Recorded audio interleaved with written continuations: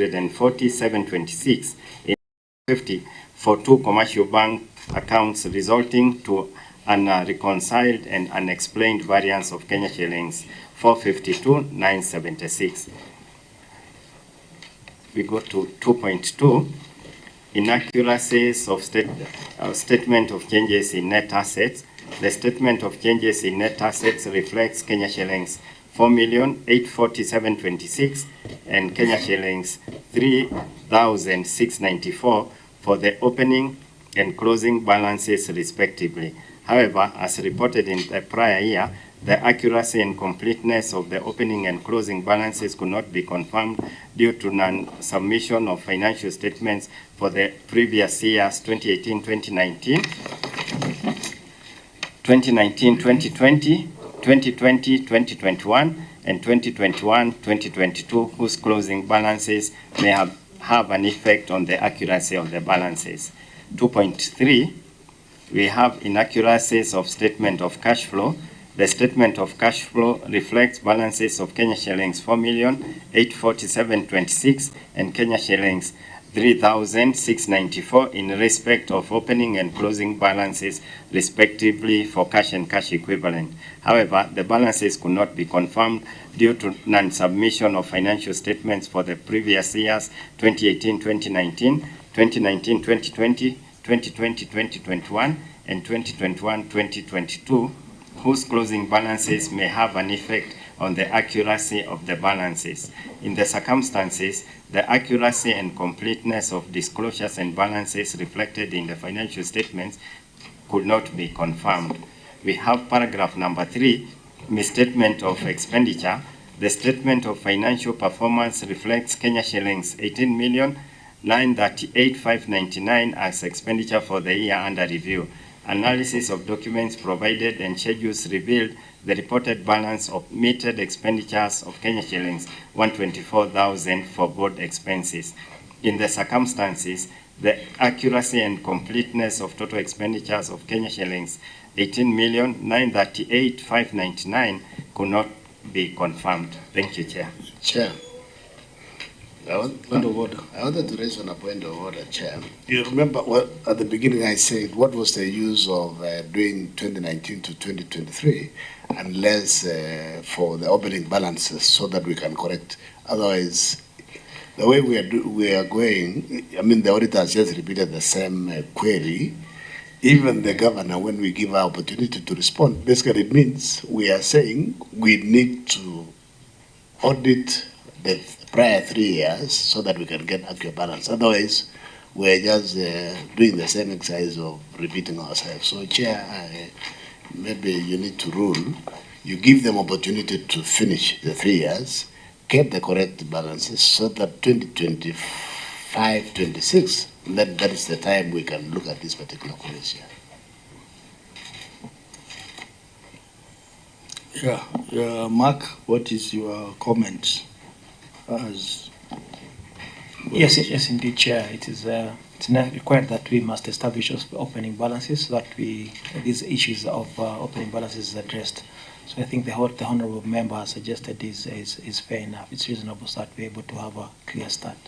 So what we can agree on with the audit team is the cut-off period, which is the cut-off period when we can start there and then establish the opening balances. Maybe I can invite Alex to comment on that. But you take into account, as the governor said previously, the municipality statements were taken as part of the executive. So as you answer that issue of cut-off, you take that into account. Thank you, Chair.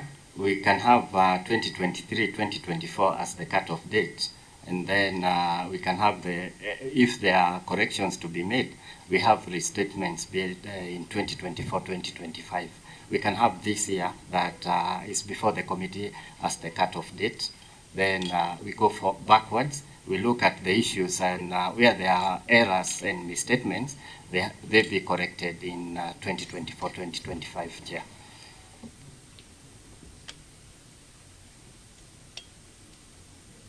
Senator Agnes Mudhama, put yourself on record.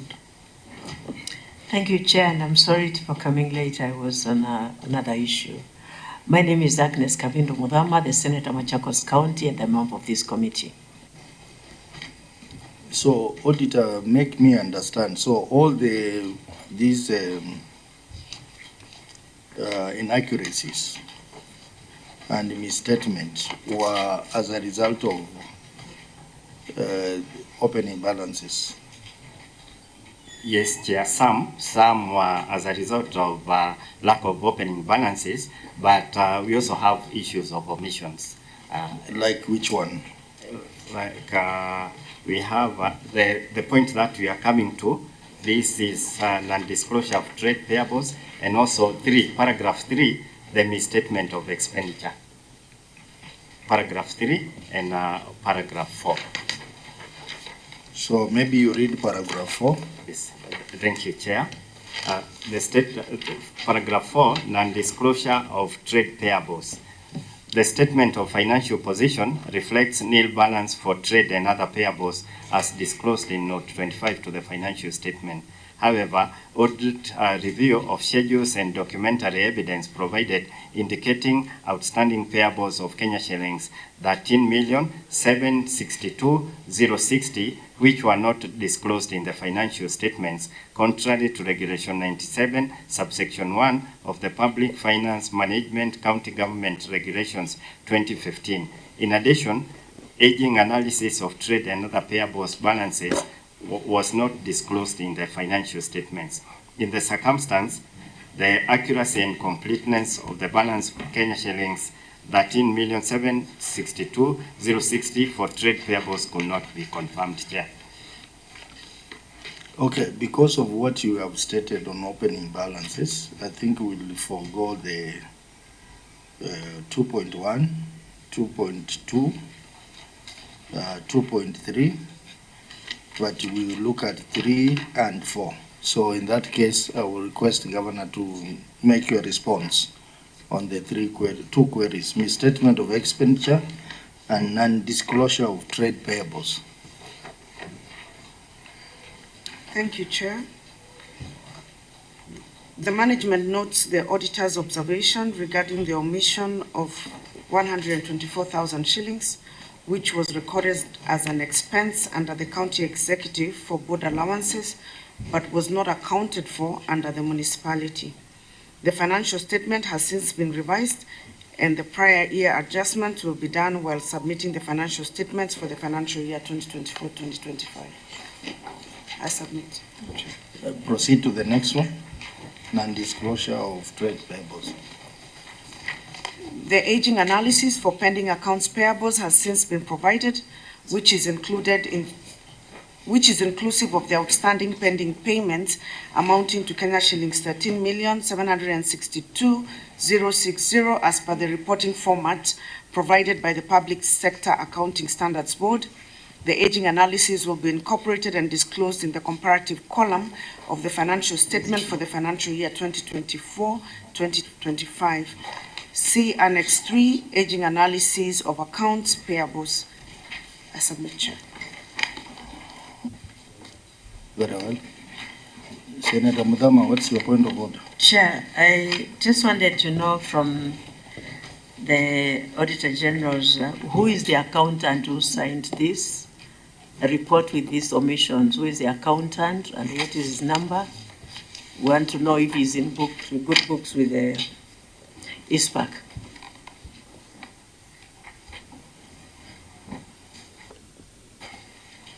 Yeah, thank you, Chair. From the financial statement provided and audited, it was signed by Sylvia Muri. Mike close so that you are on record. The financial statements provided for audits were signed by Sylvia Muri. ISPAC number 25051. Sylvia, is Sylvia here? Sylvia, you are there. Yeah, you see nowadays this committee is very particular on the accountants who process the financial statements. If you process financial statements which are having inaccuracies or errors, you will be directly answerable for that. And that's what the law provides. And this committee can even will take appropriate steps, including engaging your professional body, ISPAC. So are you the one who signed this, who processed and signed this financial statement with the errors that were there?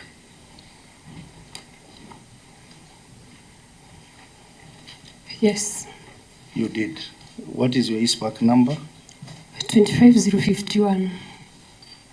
Okay. Can you confirm the...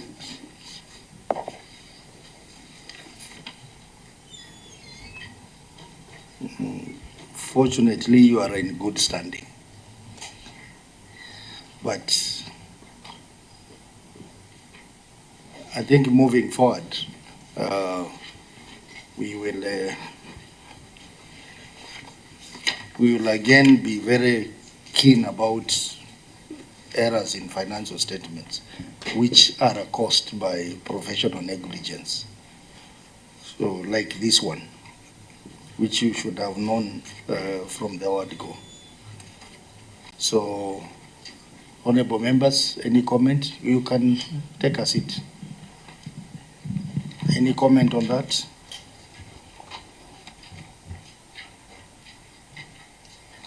Maybe the auditor, I want to find out the issue of trade payables. Is this the reason why you classified this report as adverse? And non-disclosure of payables of 13 million? It's one of the issues together with the other three.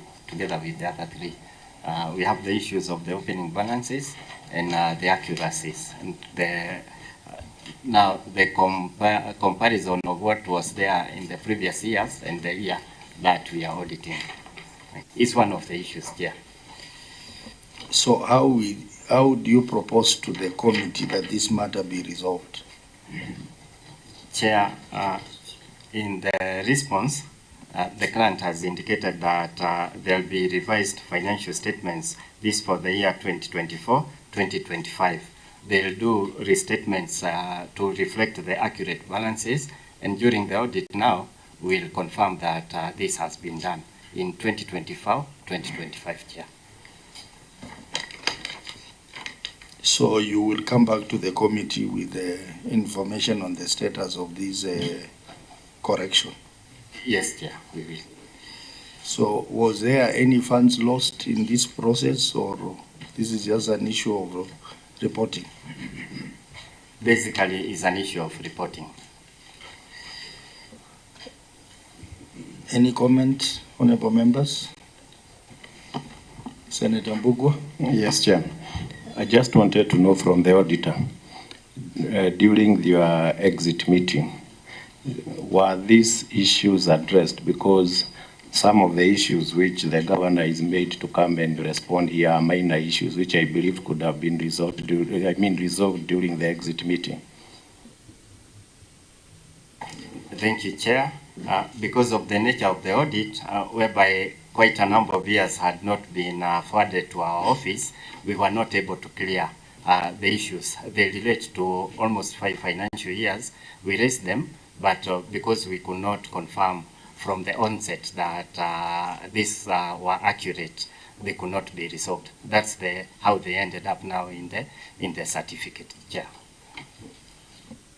Are you implying that you didn't have adequate time for the audit process, that you didn't have adequate time for the exit process, and that is why the queries ended up here? No. Is that, if I can understand your answer, that's what I'm getting. No, yeah, we had adequate time, but the financial statements for almost 3 years were submitted in March this year.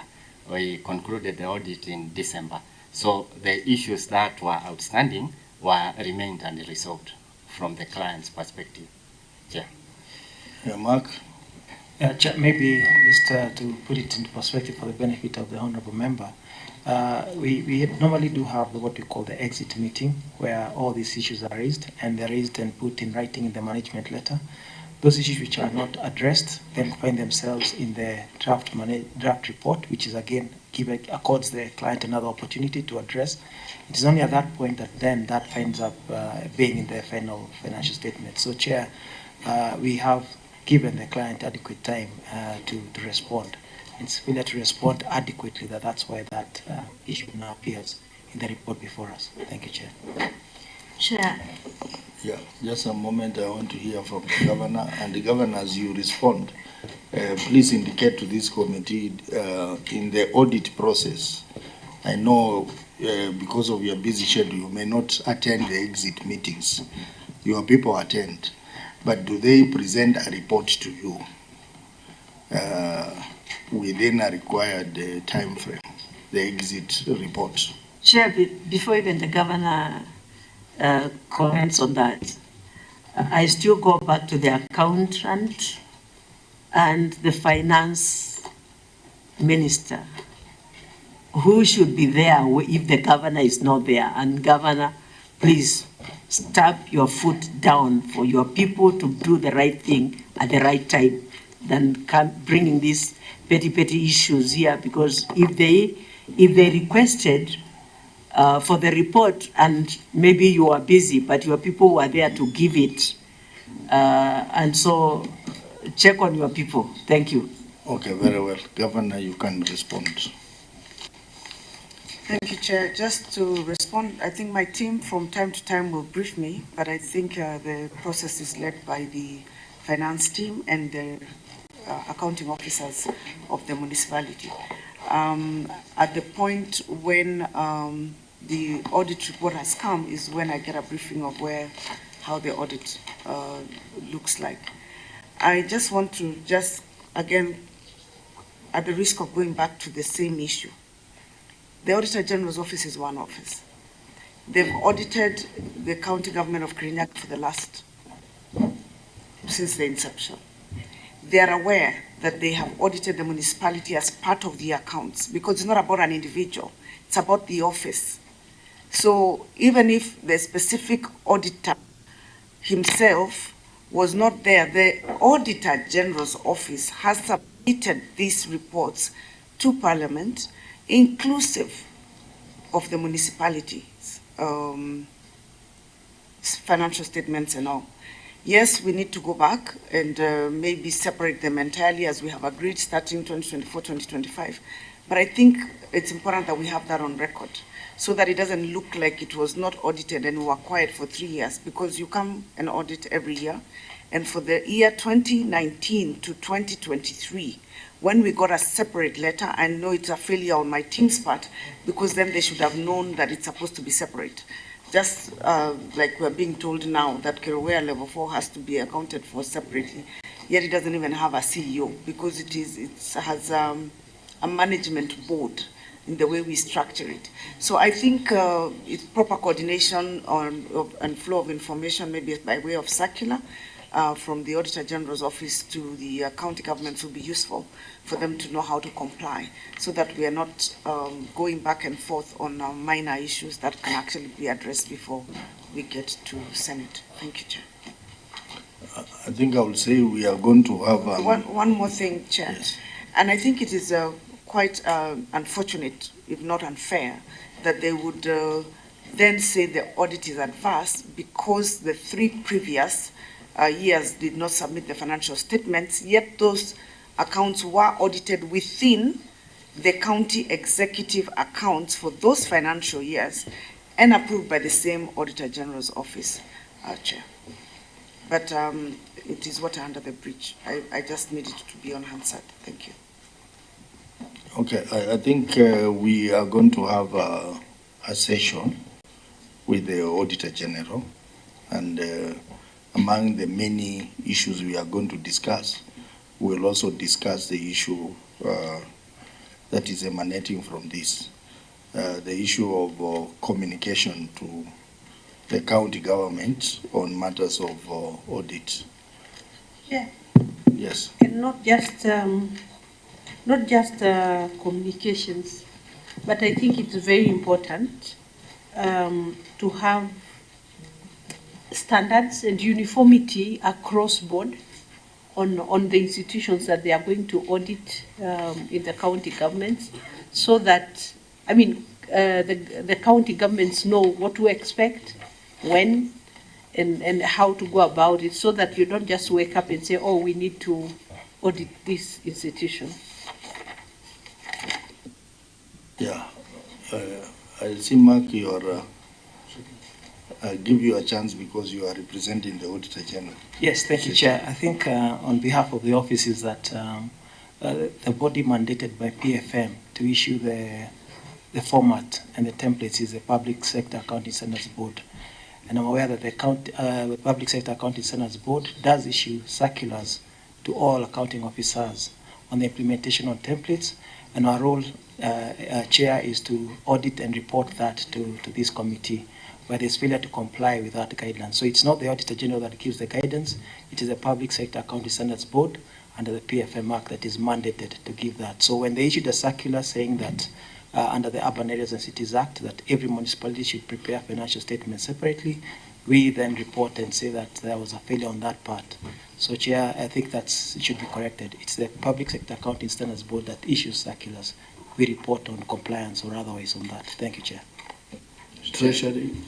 Chair, before Treasury comes on, I think I would like to ask the CC Finance to just make a comment on the County Public Standards Board. Proceed, CC. Thank you, Chair. I also agree with what the auditor said. However, we received the template in the year 2022-2023 from the Public Sector Board, and that is the year that we started doing the statement given the standard that were given to the counties, and that standard has been revised for the year 2023-2024. So that is why we have been able to comply for those 2 years, because now we have the template on which to report to.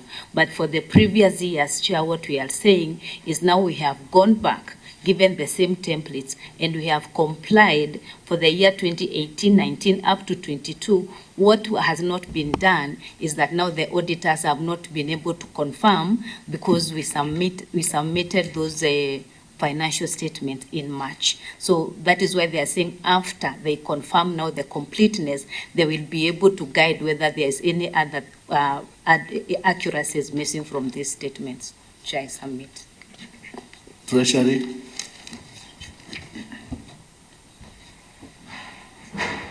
Thank you, Chair. What I can comment is that the Public Sector Accounting Standard Boards issues those templates regularly. So it is available in the Public Sector Accounting Standard Board's website, which of course all the counties are aware of that, the existence of that public service accounting standards. Under the PFM Act, that body is mandated to give the standards on how they are supposed to do the transaction, meaning to record the transactions.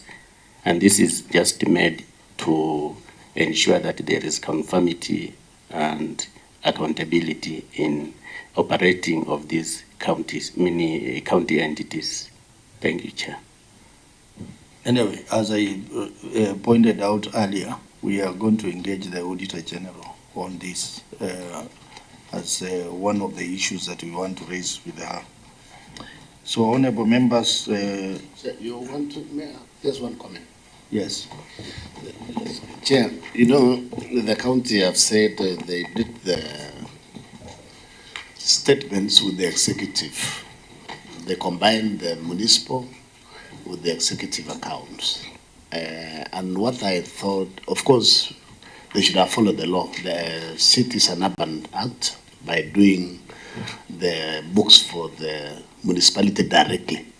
What I just wanted to find out also from the auditor, when you noted, when doing audit for the executive, when you noted that they have incorporated the accounts for the municipality. What did you do? Because I thought what you should have done then is to advise them that we need to do this separately so that they stop continuing doing this with the executive. You know, also as an auditor, you're supposed to help so that they don't repeat the same mistake. Otherwise, that's what I'm thinking. They made a mistake. They didn't follow the law, but also you, after noting that they have incorporated in the executive, you should have done something so that it is not repeated, you know. Thank you, Chair. What I want to confirm to the committee is that we raised the issue, and like for hospitals, we have also raised the issue for hospitals, Chair. But moving forward, really, you know, for us as people who do oversight, we are not interested in procedural issues that should come to us. As we are only interested to know whether the public money was spent well or not. And those are the kind of queries that we want to spend our time on, not on procedures which were not done by a particular party. So I think you need to maybe just communicate well with the entities or with the counties so that eventually what we get here is matters which are going to maximize on our time as a parliamentarian. But as I said, we will engage the Auditor General on that. I would like us to look at the most important query on matter of municipality, which is touching on independence, the matter of improperly constituted board auditor.